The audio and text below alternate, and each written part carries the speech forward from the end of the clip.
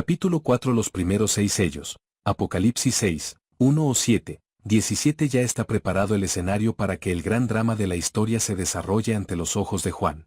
Según vaya rompiéndose cada sello, tendrán lugar acontecimientos en el cielo que se reflejarán en la tierra.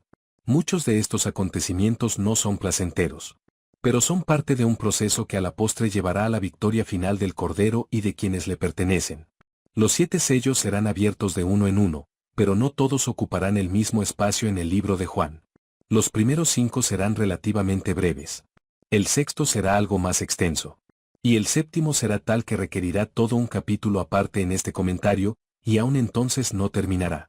El primer sello, Apocalipsis 6, 1-2. Superíndice 1. Vi cuando el Cordero abrió uno de los sellos, y oí a uno de los 4 seres vivientes decir como con voz de trueno, ven y mira.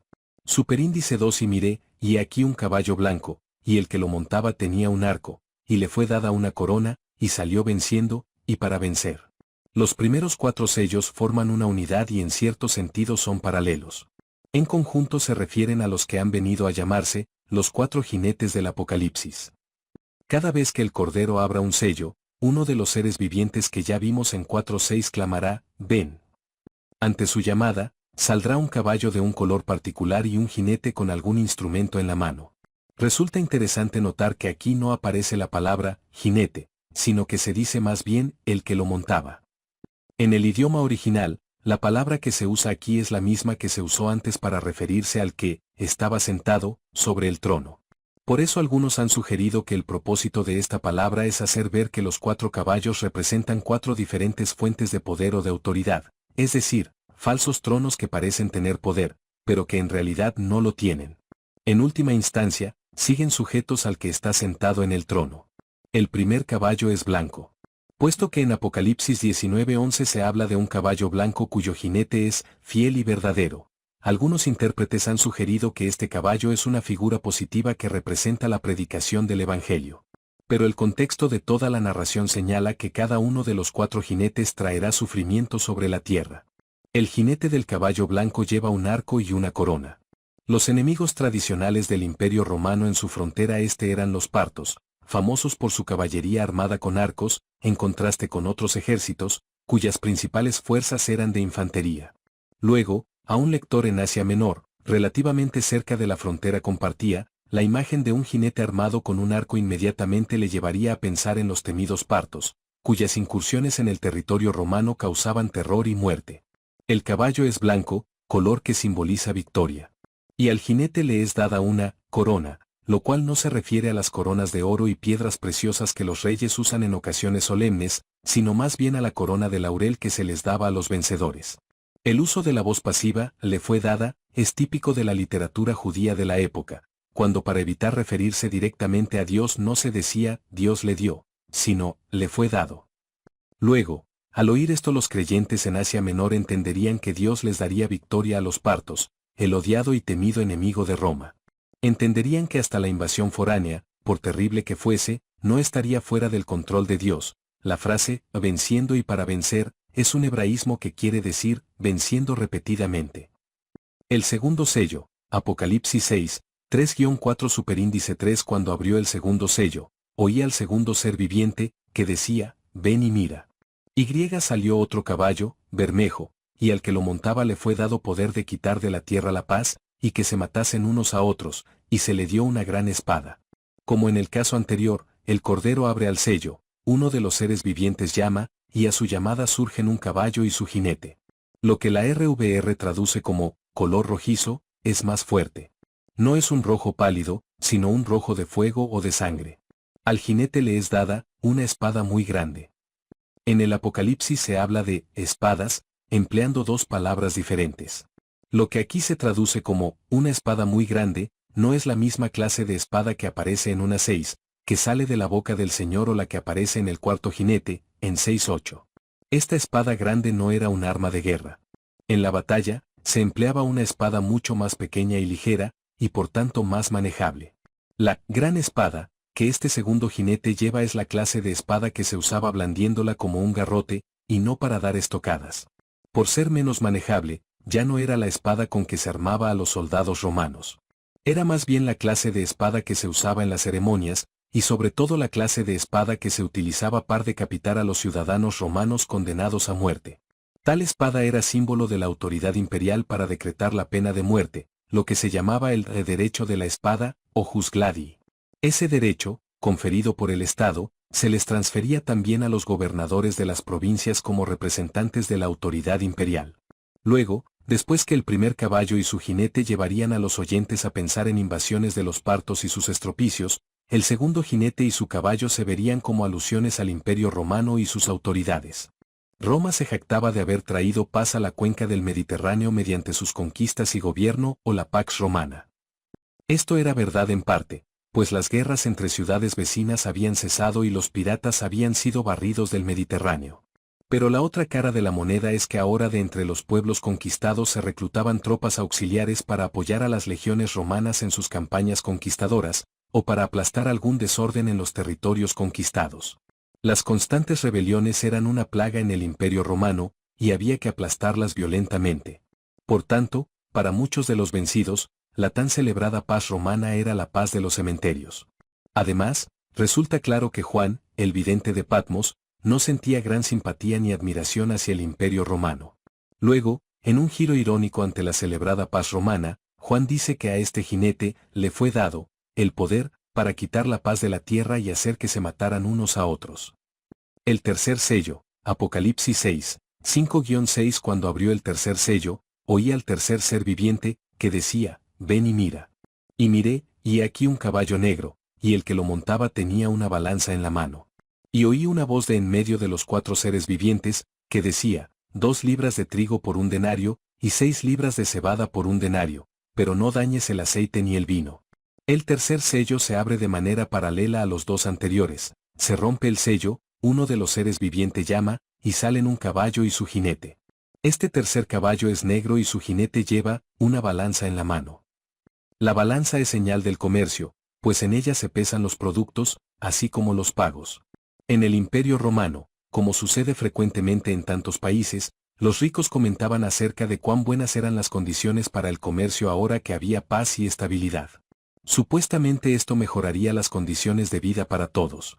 Pero tal cosa no era siempre así para los pobres, específicamente en la provincia de Asia. Esa provincia era una de las más ricas del imperio. Sus tierras eran fértiles, y sus muchos puertos y ríos facilitaban el comercio.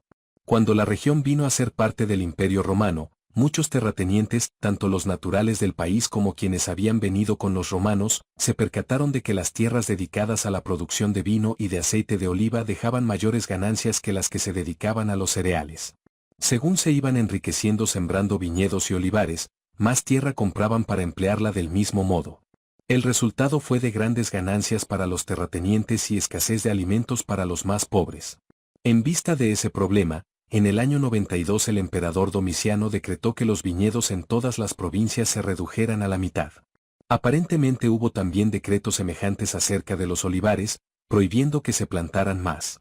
Pero la aristocracia terrateniente, particularmente en Asia, protestó con tal fuerza que Domiciano se vio obligado a retirar el edicto. El resultado fue el aumento en los precios de los cereales, y hambre entre los más pobres. Ese es el contexto de la voz que surge de en medio de los seres vivientes, cosa que no había acaecido en los 2 primeros sellos.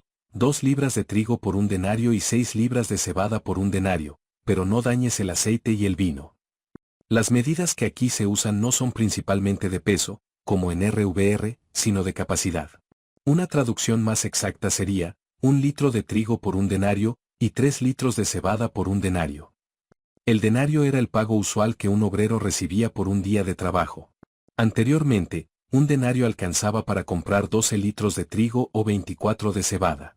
Luego, la voz que surge de entre los seres vivientes es una protesta contra un proceso inflacionario del 1200% en el caso del trigo, y del 800% para la cebada. A esos precios, era imposible alimentar a la familia. Luego, el tercer jinete con su balanza representa el hambre, causada no sencillamente porque no haya suficiente, sino por un sistema de comercio injusto, un sistema que se sienta sobre su caballo como si fuera el trono de Dios. El cuarto sello, Apocalipsis 6, 7-8. Cuando abrió el cuarto sello, oí la voz del cuarto ser viviente, que decía, ven y mira. Miré, y he aquí un caballo amarillo, y el que lo montaba tenía por nombre Muerte, y el Hades le seguía, y le fue dada potestad sobre la cuarta parte de la tierra, para matar con espada, con hambre, con mortandad, y con las fieras de la tierra. El cuarto jinete, que se presenta del mismo modo que los tres anteriores, es el epítome de todos ellos. La RVR dice que su caballo es amarillo. Otras traducciones dicen pálido. Quizás sería más exacto decir amarillento, como un cadáver en estado de descomposición. Este es el único de los cuatro jinetes cuyo nombre se nos dice, muerte. Le acompaña el Hades, el lugar en el que según la tradición los muertos permanecen. Puesto que los otros tres jinetes, la invasión foránea, la injusticia y el desorden domésticos, y el comercio injusto se pasean sobre la tierra, ahora también la muerte y hasta el Hades caen sobre ella.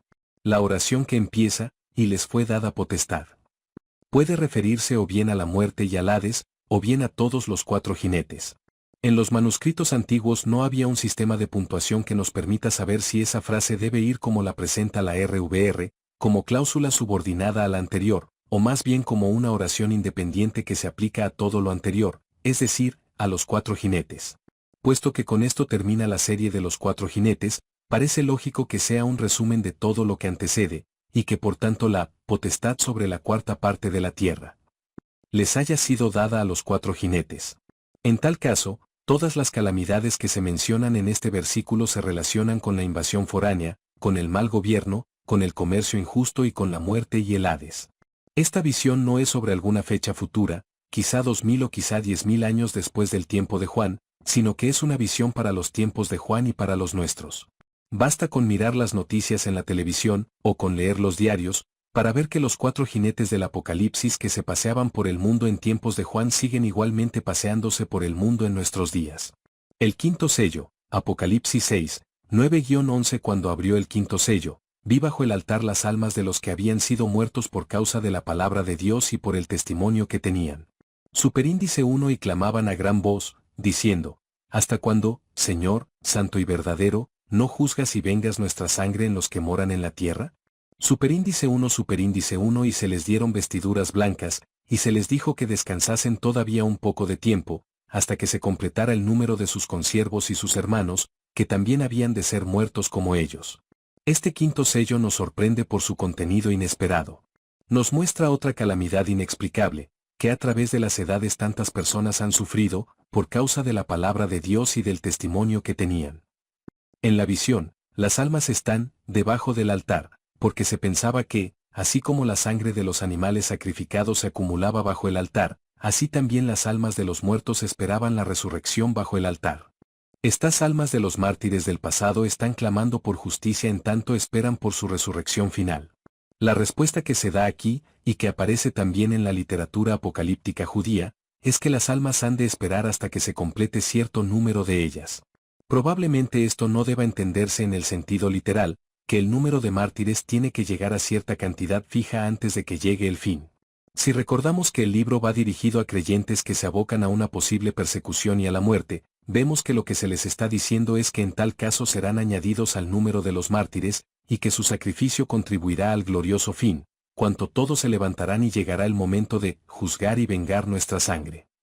En el entretanto, se les dice que descansen y es decir, que confíen y, aunque todavía no haya llegado el día final, se les dan vestiduras blancas de victoria. El sexto sello, Apocalipsis 6, 12-7-17. Se abre el sello, 6, 12-17, superíndice 1 superíndice 2. Miré cuando abrió el sexto sello, y aquí hubo un gran terremoto, y el sol se puso negro como tela de silicio, y la luna se volvió toda como sangre, superíndice 1 superíndice 3. Y las estrellas del cielo cayeron sobre la tierra, como la higuera deja caer sus higos cuando es sacudida por un fuerte viento. Superíndice 1y el cielo se desvaneció como un pergamino que se enrolla, y todo monte y toda isla fueron removidas de su lugar.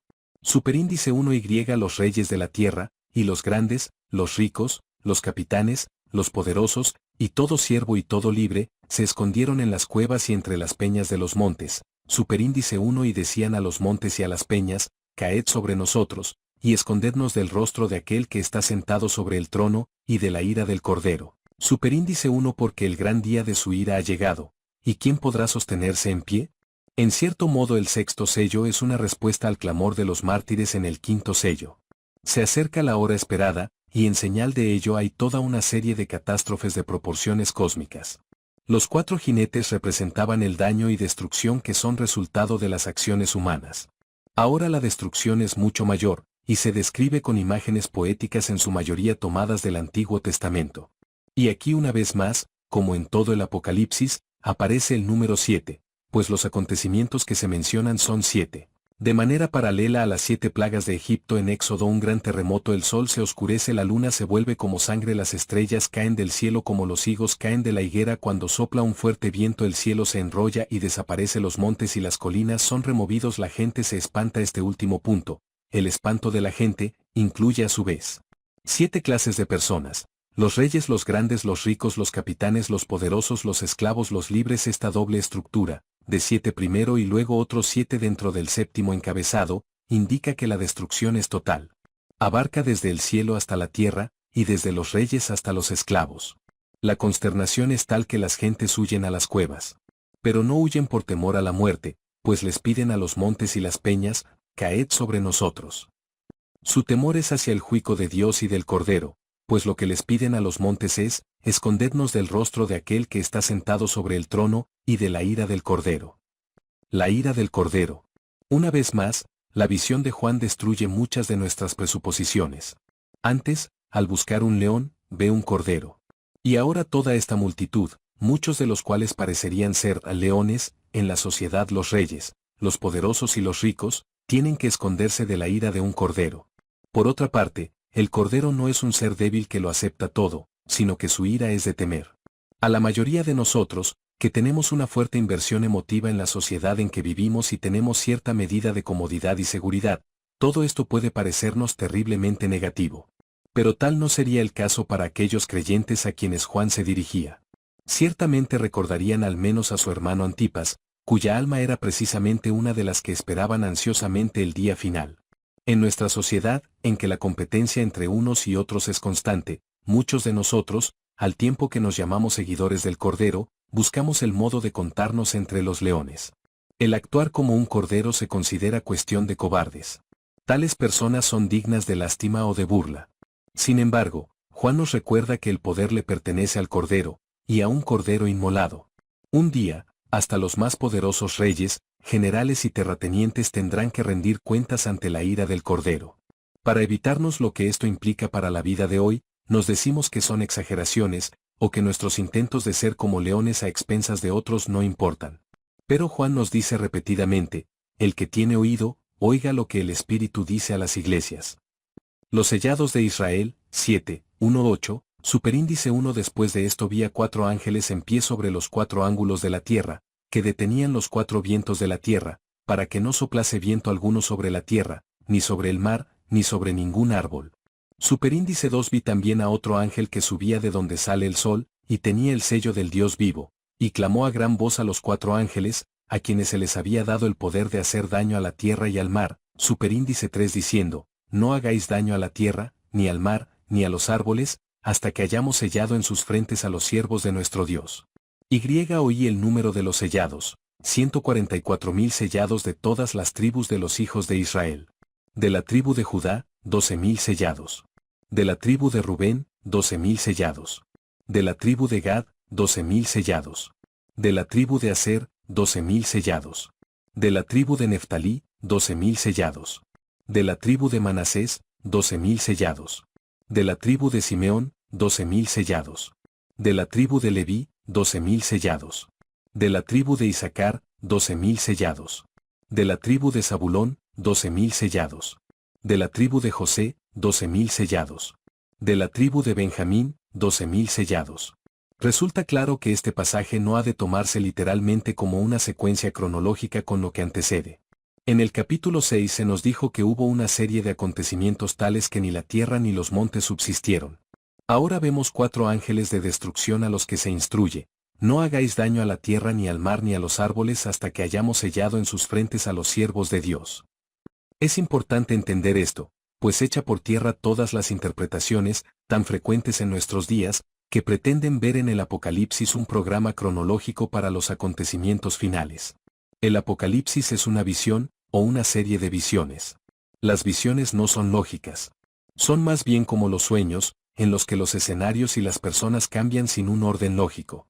Hacer de una visión una descripción o programa cronológico es privar a la visión misma de su propio carácter, imponiéndole nuestro sentido del orden de las cosas, y perdiendo su sentido más profundo. Los 7 sellos no son etapas sucesivas que llevan al día final, como los periodos de la historia que estudiamos en la escuela. Son más bien imágenes que nos dan ánimo y fuerza a los creyentes para vivir como corderos en medio de un mundo de leones, y para vivir como quienes sabemos que el triunfo final no está en manos de los leones de hoy, sino en las manos del Cordero Eterno. La visión de Juan ayudó a aquellos cristianos de finales del siglo I a colocar sus propios sufrimientos bajo la luz del señorío y la victoria final del Cordero. La misma visión ha ayudado de igual manera a creyentes a través de todas las edades. Y nos ayuda hoy a vivir como siervos del Cordero en un mundo de leones. En todo caso, hay aquí una pausa en medio de todas las escenas de destrucción que hemos venido estudiando. Esto le añade un efecto dramático al todo. Los primeros 6 sellos se desenvolvieron en rápida sucesión. En ellos se habló de una destrucción creciente y de visiones cada vez más imponentes. No podemos esperar a ver lo que el 7º sello manifestará. Pero Juan nos hace esperar. Tras los primeros versículos de este capítulo hay una cosmovisión antigua, según la cual la tierra era llana y cuadrada, y los 4 vientos que soplaban desde sus 4 esquinas eran vientos de maldad. De igual modo que nosotros estamos listos para que se abra el 7º sello, así también los 4 vientos están listos a desatar su destrucción y añadirle su porción a los males de la guerra, el hambre, la peste y el terremoto. Pero de igual manera que nosotros tenemos que esperar, así también los 4 ángeles que gobiernan a los 4 vientos tienen que esperar. Quien les comunica esa orden es un 5º ángel, que tiene el sello del Dios vivo. Esto puede recordarnos el tema general de los 7 sellos que venimos estudiando. Pero es también mucho más. En la antigüedad, quien representaba todo el poder de un soberano, quizá lo que hoy llamaríamos un primer ministro, tenía el sello del rey. Esto le daba autoridad para dar órdenes a nombre del rey. Luego, este ángel tiene autoridad para darles órdenes a los otros 4 porque tiene el sello del Dios vivo. Por otra parte, el sello se empleaba también para marcar las propiedades. Hasta el día de hoy en algunos lugares se emplea un sistema parecido al marcar el ganado. En la antigüedad, esto se hacía también con cierta frecuencia en el caso de los esclavos. Nótese que en el versículo 3 se les manda a los ángeles que retengan el poder destructor de los 4 vientos, hasta que hayamos sellado en sus frentes a los siervos de nuestro Dios. La palabra que aquí se traduce por siervos, también quiere decir esclavos. Luego, el pasaje se refiere a un sello que llevarán los siervos de Dios, semejante a los esclavos que llevan el sello de sus amos. Más adelante veremos también que hay otras personas que llevan otro sello, el de la bestia. Todo el pasaje nos recuerda a Ezequiel 9, 1-6, donde Dios ha decidido destruir a los idólatras en Jerusalén y le ordena al escribano, pasa por en medio de la ciudad, por en medio de Jerusalén, y ponles una señal en la frente a los hombres que gimen y claman a causa de todas las abominaciones que se hacen en medio de ellos. En el libro del Éxodo, el sello de la sangre del cordero inmolado salva a los hijos de Israel de la plaga mortífera. La diferencia está en que, mientras en Ezequiel y en Éxodo los así sellados no sufren los dolores de los demás, aquí y en todo el Apocalipsis se advierte que quienes llevan el sello del cordero sufrirán por llevarlo. Pero, gracias a ese sello, no sufrirán el daño aún mayor, la segunda muerte. Algunos intérpretes han sugerido que el uso del término sello, en este contexto llevaría a los destinatarios del Apocalipsis a pensar en su propio bautismo, que desde fecha muy temprana se entendía como el sello de Dios sobre sus siervos, CFJN 627, Rom 411, 2 Yoguar 122, EF 113, 430. El número de los sellados son 144.000, de todas las tribus de los hijos de Israel. Este número ha dado lugar a innumerables especulaciones. En realidad, no tiene nada de extraño. Las tribus son 12. El 12, como el 7, es símbolo de perfección. 1000 son una multitud. El número 144.000 es igual a 12x12x1.000. Luego, lo que el número 144.000 representa es una grande y perfecta multitud. No queda fuera de ella ni una sola persona que debería incluirse. Esto sería un mensaje de consuelo para los lectores del Apocalipsis, cuyas tribulaciones bien podrían llevarles a pensar que Dios les había olvidado y no les contaba ya entre los que salvaría. La lista de las 12 tribus tiene algunas peculiaridades. En primer lugar, notamos que, en vez de colocarlas en el orden tradicional de precedencia de los antiguos patriarcas, en este caso se nombra ante todo a Judá. Posiblemente esto se deba a que es de esa tribu de la que nace el Cordero, del linaje de David. Por otra parte, la tribu de Dan no se menciona. Aparentemente había una antigua tradición judía, que algunos escritores cristianos mencionan según la cual el anticristo o antimesías vendría de esa tribu. Entre los cristianos, había también quienes decían que esa era la tribu de Judas. Por una razón u otra, el hecho es que la tribu de Dan no se menciona. Entonces, para completar el número 12, se incluye a la tribu de Manasés, aunque en realidad Manasés era parte de la tribu de José. Los intérpretes no concuerdan en cuanto a si estos 144.000 son todos descendientes de Israel. Algunos sugieren que Juan menciona a las 12 tribus como un modo de decir que la iglesia ha tomado el lugar de Israel, que ha sido rechazado. Pero en el Apocalipsis hay numerosos pasajes que muestran que Juan piensa que Israel tiene todavía un lugar importante en el plan de salvación. Recordemos, por ejemplo, a los 24 ancianos, CFA 21, 12-14, donde la ciudad santa tiene 12 puertas, una por cada tribu de Israel. Luego, es más justo pensar que el pasaje que estamos estudiando se refiere más bien al remanente de Israel. Este tema es suficientemente común en los libros de los profetas para pensar que Juan, en lugar de disminuir el lugar de Israel, lo ha aumentado para referirse a un número completo y perfecto, 144.000. Los sellados de entre las naciones, 7, 9-17, después de esto miré, y aquí una gran multitud, la cual nadie podía contar, de todas naciones y tribus y pueblos y lenguas, que estaban delante del trono y en la presencia del Cordero, vestidos de ropas blancas, y con palmas en las manos, superíndice 1 y clamaban a gran voz, diciendo, la salvación pertenece a nuestro Dios que está sentado en el trono, y al Cordero.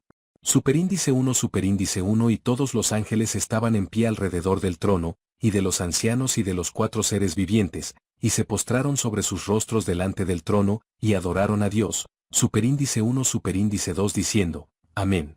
La bendición y la gloria y la sabiduría y la acción de gracias y la honra y el poder y la fortaleza, sean a nuestro Dios por los siglos de los siglos. Amén.